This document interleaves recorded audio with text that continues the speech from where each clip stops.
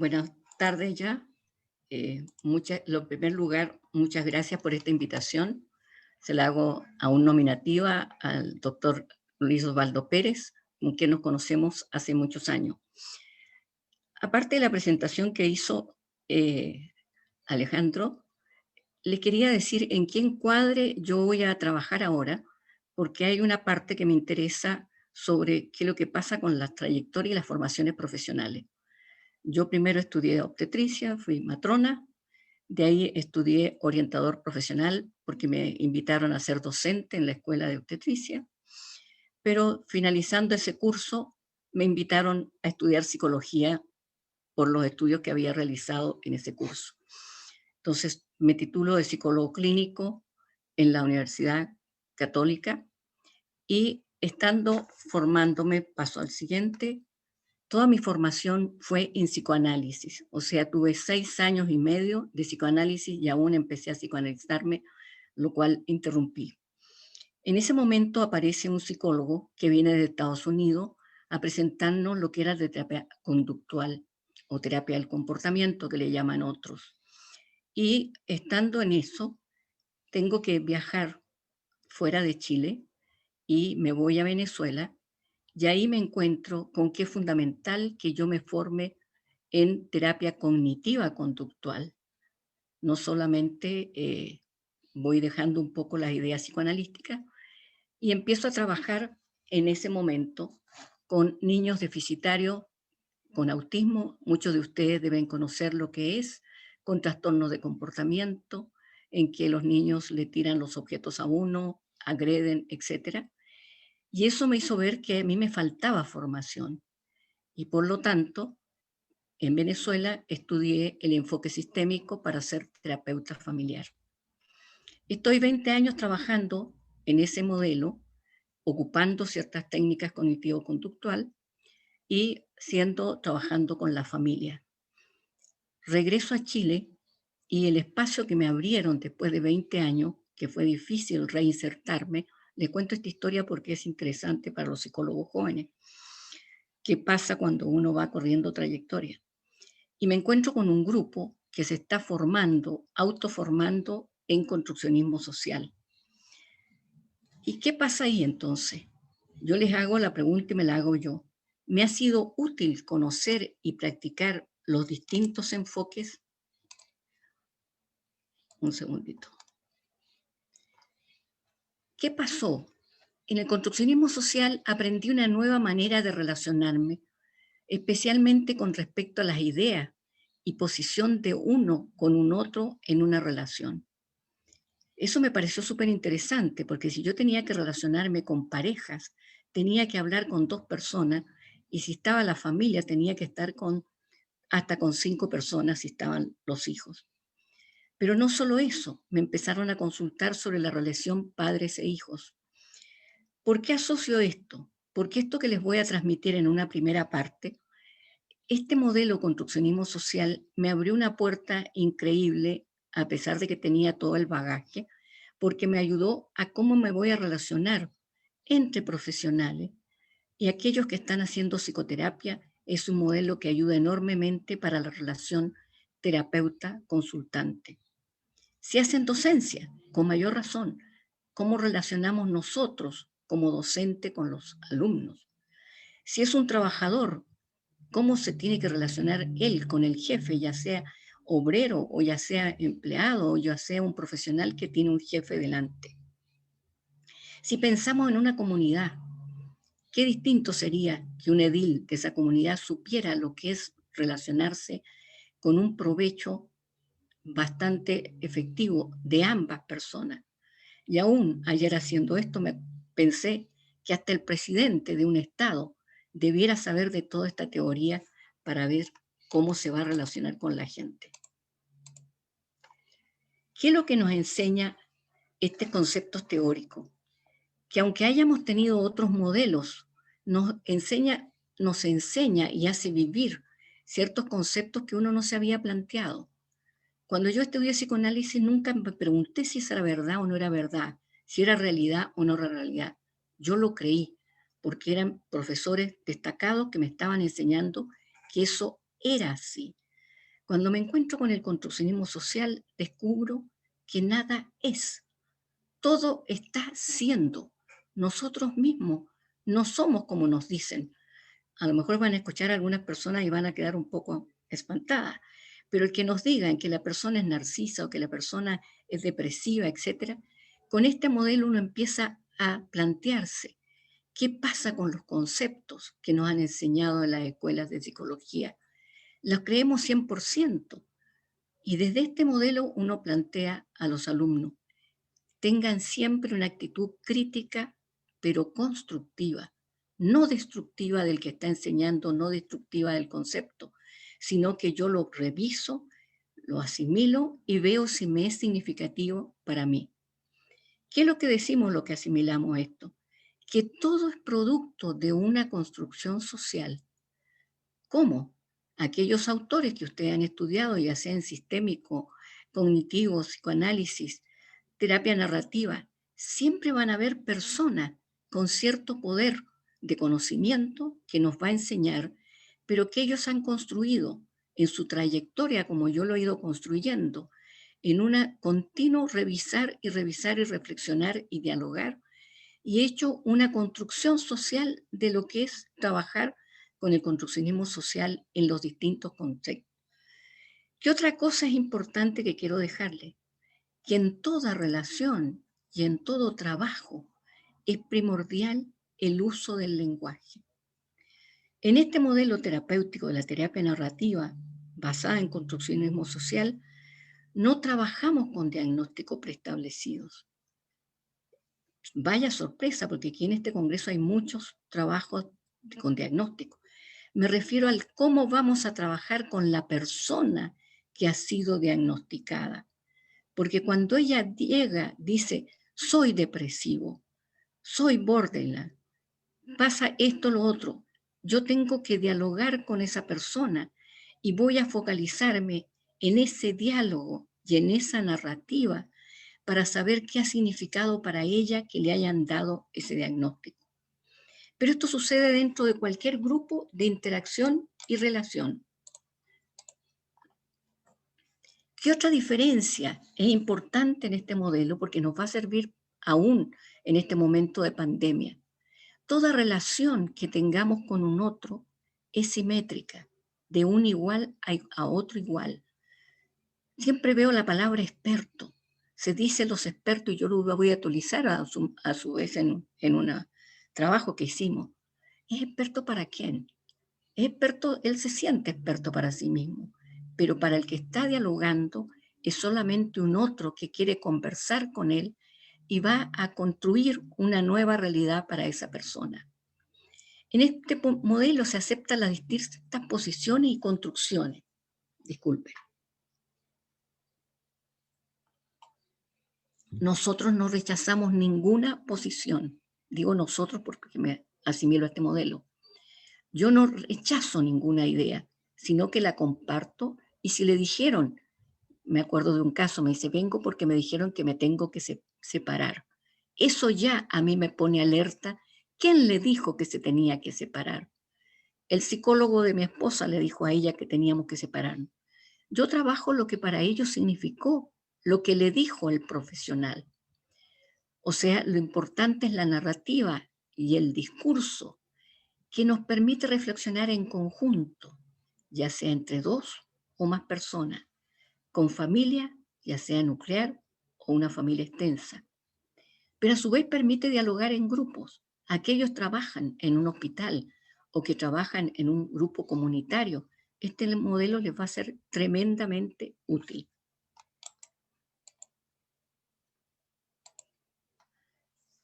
¿Qué otra cosa aprendemos aquí? Que es fundamental la actitud de escuchar y de preguntar. Ah, pero si eso se ha dicho siempre. Se habla de la escucha activa, que a mí me llamó mucho la atención cuando se habló de eso. Nosotros hablamos de una escucha, pero también de preguntar. Porque eso, cuando alguien nos dice una frase, yo tengo que preguntar una y otra vez qué me quiso decir cuando me dice alguien, un adolescente especialmente, vengo porque mi mamá me mandó para acá. ¿Qué significó para ella que la madre la mande a un profesional? ¿Qué pensó? ¿Qué reaccionó? ¿Qué le dijo a su madre? Entonces, eso se va aprendiendo en la práctica, pero siempre que tengamos estos conceptos epistemológicos claros. La otra cosa que se dice, no enjuiciar.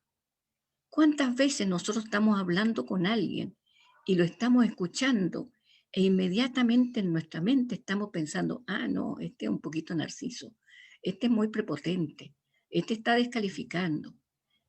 Cuidado, paremos nuestros pensamientos, no califiquemos porque el calificar ya entorpece una relación, ya sea terapéutica, sea de amistad, sea de pareja, especialmente de pareja, cuando se califican las personas una a otra, es que tú no me entiendes, tú no me comprendes, tú no me ayudas, tú no haces esto.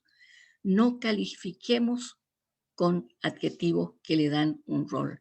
Tú eres muy pesado, que tú eres muy fuerte, que tú eres aquí, etc.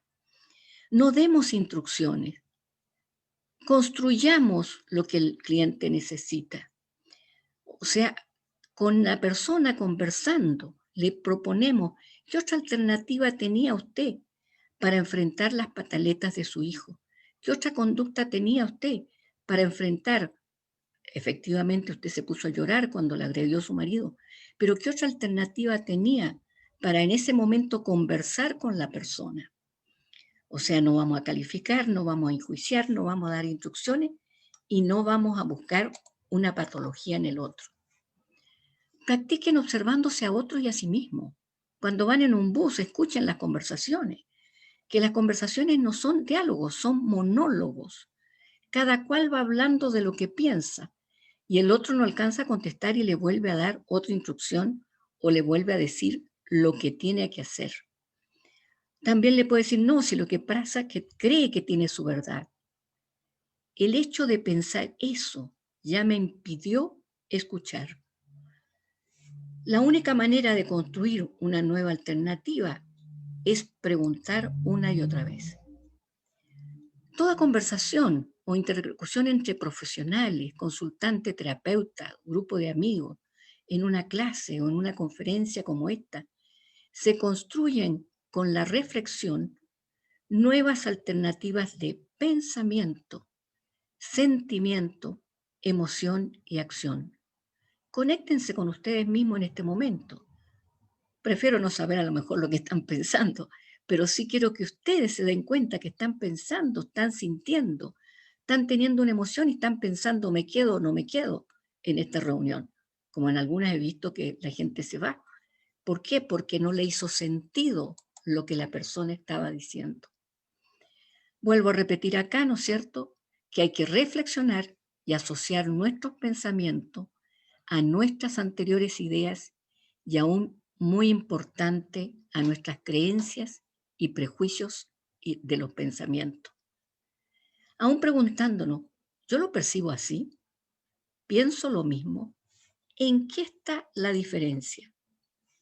Eso sucede en cualquier contexto.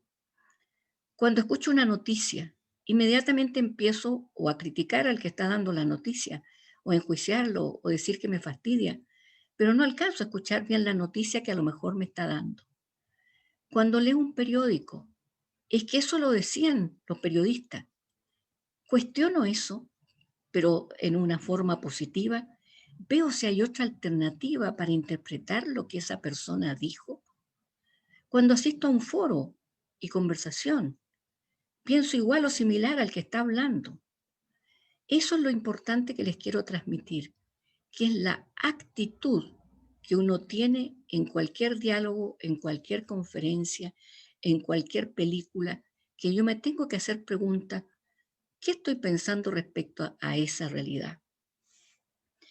Todo nuevo diálogo y conversación es una posibilidad de nuevos aprendizajes y transformaciones siempre que nosotros reflexionemos sobre ello. Si solamente escuchamos y no reflexionamos, la conversación va a pasar de largo.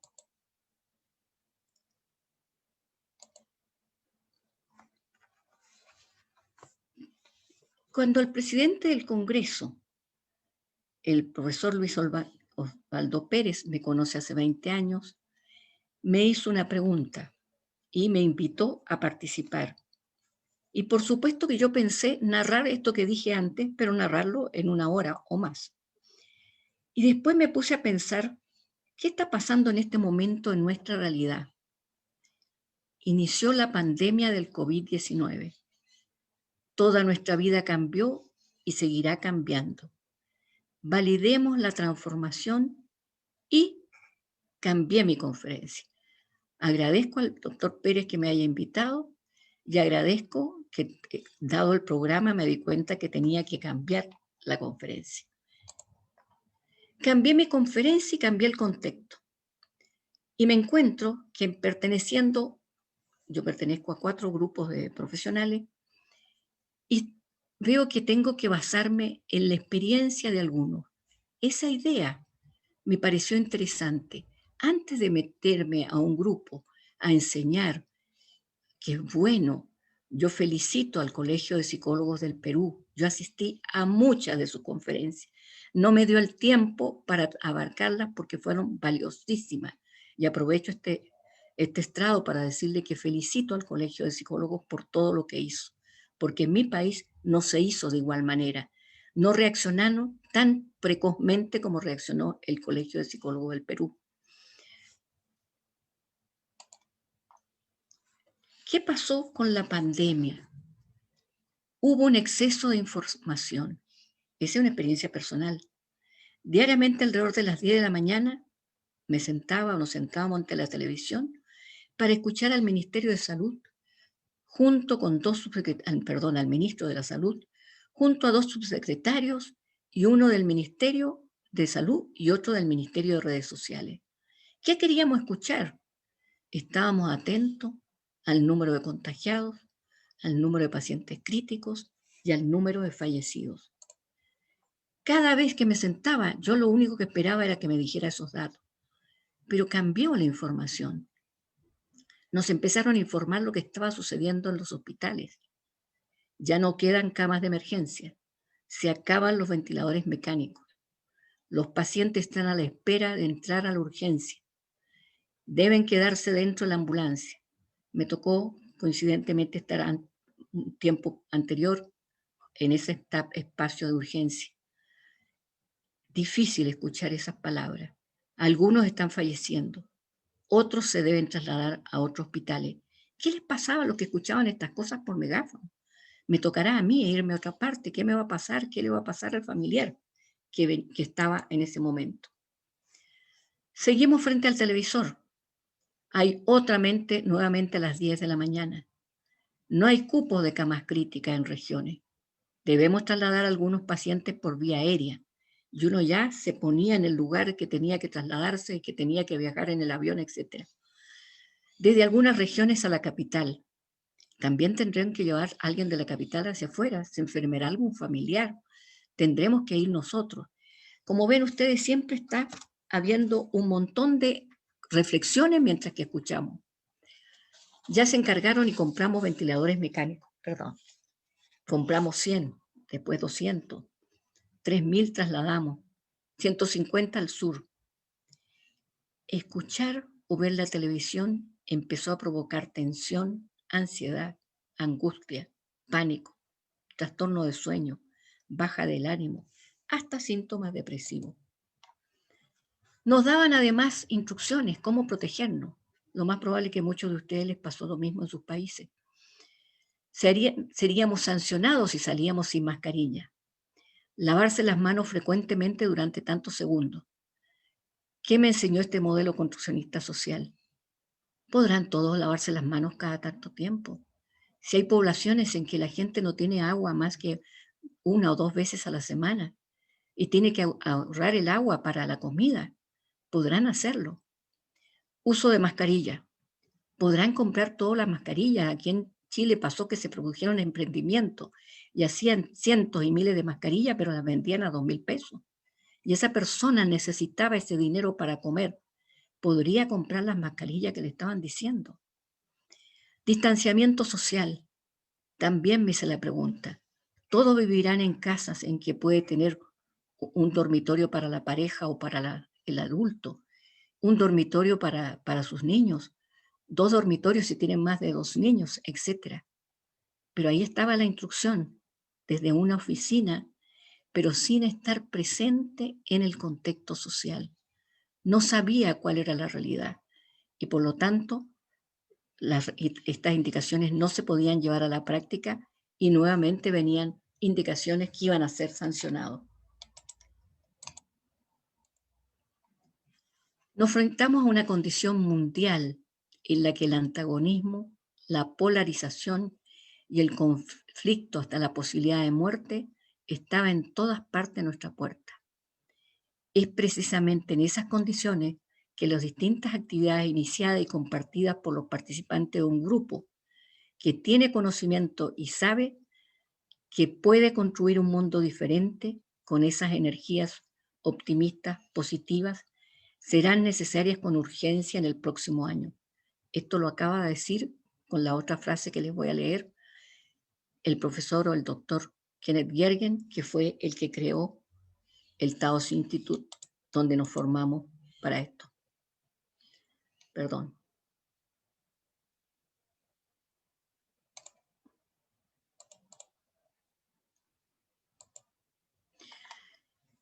¿Qué más decía el doctor Gergen? Una orientación construccionista social invita a una cierta humildad, una convergencia entre la crítica constructiva con una curiosidad, esperanza y esfuerzo por trabajar juntos a través del ámbito de las diferencias para crear un futuro enriquecedor. Los que estamos en estos modelos de comprender, de dialogar, de escuchar, de pensar en otras realidades de nuestro país, podemos marcar la diferencia. Quiero presentarles ahora qué es lo que trabajamos a 2 niveles. Les voy a presentar una que fue reflexiva, que pensamos mucho, y otra que fue práctica. El Consejo Latinoamericano de España y Portugal, TILAX. Allí pertenecen personas de Argentina, Brasil, yo de Chile, de Colombia, de España, de Paraguay, Portugal, de Perú y de Perú. Los miembros del grupo del Consejo Consultivo del Taos Institute, organizada y fundada por Kenneth Gergen y Arlene Anderson, nos planteamos entre nosotros, este fue un trabajo en el grupo del TILAC, ¿qué realidad estamos construyendo los profesionales de la salud, tanto respecto a la presencia del COVID-19? ¿Cuáles están siendo nuestras experiencias, vivencias, emociones, sentimientos y reflexiones que hemos construido desde que se presenta este virus en nuestra cotidianidad? ¿Cuáles son los recursos emocionales, sociales, relacionales que te ayudan a mantener tu actividad cotidiana en cualquier ámbito, profesional, personal, familiar, durante el confinamiento? Esto relacionado con lo que dije anteriormente, cuando la gente se sintió confinada y los pobres estaban dentro de 40 metros o 30 metros cuadrados de sus casas. ¿Qué has sentido o observado que haya tenido un significado especial en tu contexto social, en tu barrio, ciudad, país? Invitamos a los colegas a escribir y les presento solamente los títulos de algunos de los 9 trabajos que escogí aquí, o no sé cuántos escogí, pero es para que escuchen cómo reflexionó esa terapeuta. Viaje a lo desconocido, nuestras experiencias en el tiempo de pandemia. Experiencia personal ante el COVID. Otra, todos somos aprendices en cuarentena. Reflexiones sobre mi experiencia en la pandemia del COVID. Otra que trabaja con niños, niños y videojuegos en cuarentena. Otra se conectó consigo mismo el día que el mundo se paralizó. Pensamiento en 4 paredes y vista al parque. ¿Cómo estamos respondiendo a una situación de desigualdad social durante la pandemia? Cuando la salud no es pública, gratuita y universal, las recomendaciones para hacer frente al COVID tampoco lo son. A partir de un lugar de privilegio o de culpa, primeras reflexiones ante algo inesperado, reflexiones viviendo una vida diferente. ¿Cuáles fueron las palabras que cuando revisamos quedaron marcando nuestros pensamientos. La vida se estancó, el mundo se paralizó. Haz un viaje a lo desconocido. La vida es incierta. Ante lo inesperado surge desconcierto, incertidumbre, desesperanza. Surge la percepción de confinamiento y encierro. Estas son palabras de esos textos que mandaron las profesionales de la psicoterapia y de la psicología. Después de 2 meses aparecen nuevas palabras en los profesionales y dicen, yo ya no escribiría el mismo texto. Ahora aparecen palabras como adaptación, mayor tranquilidad, leo más de lo habitual, uso tecnología, establezco nuevas redes sociales, hago contactos con amigos en las condiciones que han pedido, eso sí, nuevas relaciones perdidas, trabajo online como psicoterapeuta, reinicio de desempeño profesional, desaparece el aburrimiento. Después de 4 meses aparecen nuevas palabras, barreras que salvar, salir de la inamovilidad, buscar nuevos recursos personales y sociales. Fíjense cómo va cambiando el lenguaje. Mirada hacia el contexto social, desigualdad e inequidad social. Nos llama a un despertar y a un accionar profesional diferente. El COVID nos ha aclarado que somos seres relacionales, vivimos en sociedad, requerimos la interacción y el diálogo con otros. Después de 8 meses aparecen nuevas reflexiones orientadas a un nuevo accionar. La necesidad de distanciamiento social nos ha desafiado a buscar formas creativas de estar juntos, construir redes de apoyo y fortalecer lazos. ¿Cómo aparecieron las nuevas redes sociales, el Twitter, el Instagram, el Facebook? Que ya existía, pero la producción. Se nos ha hecho evidente la inequidad, la pobreza y vulnerabilidad de ciertos sectores. Cada día los discursos revelan injusticia social, toda la reflexión es orientada a la acción. Vivimos en un mundo con privilegio en cuanto a salud, educación, posibilidad económica, bienestar. Ya no solo debemos reflexionar y hacer discursos diferentes, sino que nuestro accionar debe ser diferente. Conclusiones. Todo proceso de cambio requiere un accionar grupal y solo escuchando las múltiples voces podremos generar nuevas construcciones de la realidad. La tendencia de las diferentes organizaciones focaliza en la falencia y en las vulnerabilidades, pero toda transformación, ya sea individual o grupal, debe hacerse focalizándose especialmente en los recursos, ya sea individuales y de la comunidad. Siempre estar atento a las voces de los afectados, no a las voces del poder que les daban las instrucciones. Las organizaciones públicas del Estado implementan soluciones desde la experticia y que creen conocer la realidad y saber lo que la comunidad necesita. Cambio el foco rápidamente del segundo trabajo que quiero sintetizar. Este fue directamente a la acción. Al principio nos nutrimos mucho de reflexiones, pero tenemos que accionar para hacer cambio. Campaña de sensibilización a la violencia, la psicología alzando la voz, redes de convenios de cooperación entre organizaciones. El otro fue el TILAC. Esta es una unión entre el Colegio de Psicólogos de Colombia, la Sociedad Interamericana de Psicología, la Federación Latinoamericana de Psicoterapia y GenFamil, una fundación para el desarrollo de género y familia de Colombia. El enfoque de toda la campaña fue sobre los derechos humanos, enfoque de género, interculturalidad y salud pública. Ahí está la lista de los 7 webinars que hicimos, que sigo adelante para que vean. Rol de los profesionales y la psicología en la prevención y abordaje integral de las violencias. Violencia contra la infancia y la adolescencia. Sexualidad, virtualización y violencia online. Mujeres en el marco de las relaciones de pareja. Ay, ahí no sé cómo volver atrás. ¿Cuál es nuestro rol sociopolítico y comunitario? Incluidas las políticas públicas como profesionales en relación a la salud, educación, justicia para tener en nuestro horizonte inmediato la salud, no solo física, sino también la salud mental. En estos webinars, que fueron muy numerosos, partimos especialmente muy numerosos a través de las redes, y eso nos revela cómo tenemos que trabajar mucho en redes. Hasta 2.000, 3.000, 8.000, 5.000 y más personas se inscribieron Y supongo que lo mismo pasará con este Congreso Extraordinario de Psicología que están organizando, que la gente no alcanza a reunirse estos 4 o 5 días, sino que después va a ver las grabaciones y eso van a ser nuevos aprendizajes de las personas cuando estén relacionándose y buscando qué tema me interesa revisar. La labor profesional de los psicólogos no ha sido desarrollar la función clínica individual.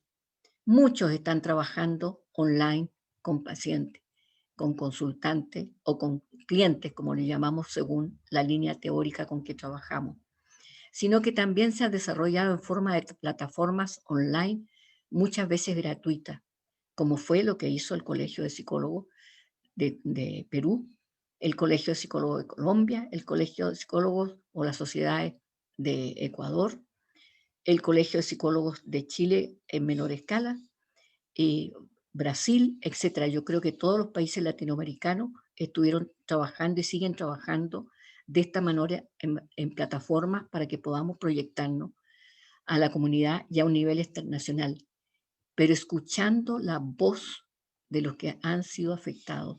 Voy a recalcar en eso. Todo esto que estamos escuchando en este Congreso, que nos sirva para reflexionar, pero que también nos sirva para qué acción diferente vamos a hacer. De hecho, yo nunca había trabajado con estos 3 grupos. Estoy agotada porque son muchas las sesiones. Cada día uno tiene sesiones con grupos, reuniones con un grupo y el otro. Pero es tremendamente productivo escuchar las voces de otros grupos, de otros modelos terapéuticos, de otros modelos aún políticos, de otros modelos que cómo viven lo social. La pandemia por COVID ha permitido visibilizar la pandemia, pero una más, una que tampoco ha respetado edades, género, educación, estatus sociales, culturales, políticos, ni fronteras, y que se encuentra a lo largo de los años y de la historia enraizada en todas las sociedades a nivel mundial. ¿Cuál es la violencia? Cuando desgraciadamente no supe cómo volver atrás, a ver si se los alcanzo a mostrar, en esos webinars que se los pasé tan rápidamente, pero esto va a estar grabado, así que se puede transmitir, y de hecho, el que quiera escribirme al mail, yo les mando los links para que se conecten a esos webinars porque fueron extraordinarios.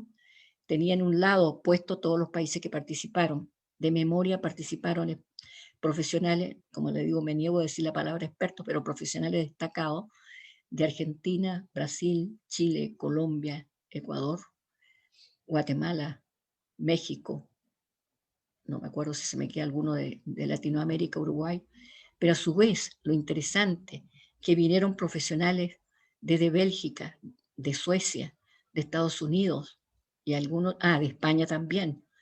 Esto es lo importante, cómo nosotros con esta pandemia nos hemos ido proyectando a nivel internacional, aprendiendo de otros y enseñando de lo que nosotros mismos estamos diciendo. Esto nos permitió sensibilizar y hacer a otros visibilizar la violencia, dadas las restricciones de protección necesarias y propias de este periodo de pandemia.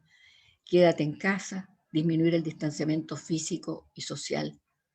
Y eso tenemos que sensibilizar también a los servicios públicos, que la gente con pocos recursos no podía seguir todos estos trabajos, estas indicaciones, porque es una realidad muy diferente según los estratos sociales que hay en Chile y estoy segura que en toda Latinoamérica.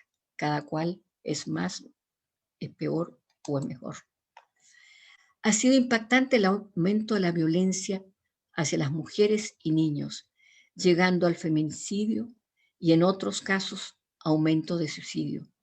Estas han sido una de las tantas consecuencias, no solo físicas, sino de la salud mental de la epidemia del COVID. El compartir estos contextos profesionales nos hizo concientizarnos, formarnos. Yo ya tengo 50 años de profesión y no se imaginan todo lo que he aprendido y todo lo que me afectó escuchar la conferencia sobre migración, que existe mucha migración en Chile, pero uno no ha vivido lo que ellos han vivido y lo que ellos transmitieron a través de esas conferencias. Lo que es la trata de personas, lo que es trata de niños, lo que es el aceptar o no aceptar la diversidad sexual. Y seguiremos trabajando con estos 4 equipos para el próximo año. Veremos cuáles van a ser las temáticas. ¿Cuál es nuestro rol profesional como psicólogos o psicólogas a nivel sociopolítico y comunitario, incluidas las políticas públicas? Yo creo que eso es lo que más me ha impactado a mí y a todos los profesionales, que nosotros siempre nos hemos quedado o en la consulta o que hemos tenido la suerte o la trayectoria de llegar a la academia, nos quedamos en las universidades, pero no vamos a terreno a saber cómo está realmente la gente, pero a su vez, por lo menos en Chile nos ha costado mucho, no importa que se diga, nos ha costado mucho llegar al Ministerio de Salud para trabajar con los psicólogos. Siempre llaman a los profesionales de la salud y a quienes llaman médicos, psiquiatras, terapeutas ocupacionales, hasta fonoaudiólogos. En este momento no se me vienen otros, enfermeras, matronas, toda la gente que trabaja en los hospitales. Y a los psicólogos no los nombran. Hay grupos que han tratado de entrar y ayudan, pero no es como equipo que el ministerio los llame. Esa es una tarea que hemos conocido a través del colegio y los distintos colegios que tenemos que seguir trabajando para tener más influencia en las políticas públicas. Conclusiones. Vida sin violencia, alcemos la voz. Alcemos la voz en un encuentro de paz. Nosotros a lo que llamamos es a la paz, no solo contrarrestar la violencia, sino a la paz. A ver si logro, parece que no va a aparecer. Quería mostrarles algo. Me esperan un momentito, si me ayudan.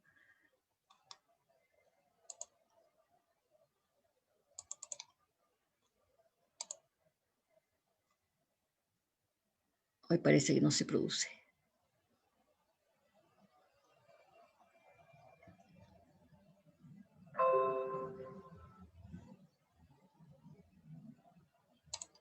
Espere un segundito.